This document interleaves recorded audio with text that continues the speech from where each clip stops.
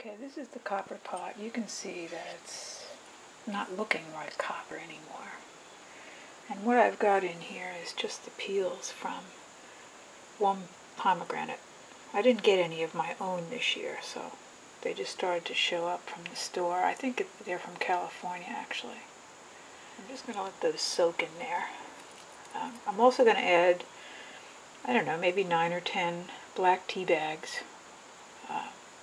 Because when you dye with pomegranate by itself, you get a very kind of bright and brassy yellow.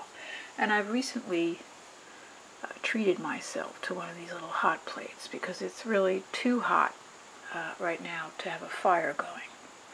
So I've got this convenient little thing in the studio now. I picked this up for like $7 or something at one of those Rite Aids or drugstores or something. So it seems like it'll be fine. So I'll just let this sit maybe overnight. Okay. Let me show you what's here. This is just my typical pomegranate dyeing. And I think that, well, it's just so simple, really. There's a lot of pomegranate skins in here, a couple of tea bags. The reason for that is I just like to alter the color a little bit, and the copper pot seems to do that also because of the yellow being so bright. And what I've got in here is a piece of cotton. You can see how yellow it is.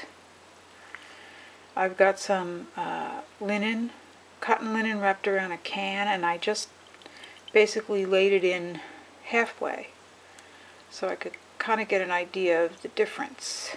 And the can itself also is another saddening element. You get kind of like a blackish effect from that.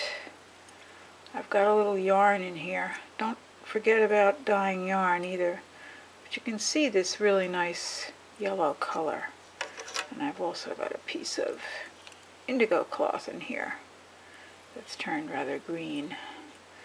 So what I do is I simmered this for about a half an hour, and then I just turned it off and left it covered for another couple of hours. And really, this can happen quite fast. I just really like the earthy colors that you get. Okay, I kind of forgot I had a piece of silk in there. The silk always takes the color more. But you can see I've got a nice array of colors here. These are still wet. The color doesn't really wash out. I find that I get this nice ochre shade, and the longer I leave it in there, the sadder the color becomes. The copper seems to have an effect over time. It gets kind of sludgy in there, and then the colors tend to cast a little bit green. But this is a typical pomegranate color.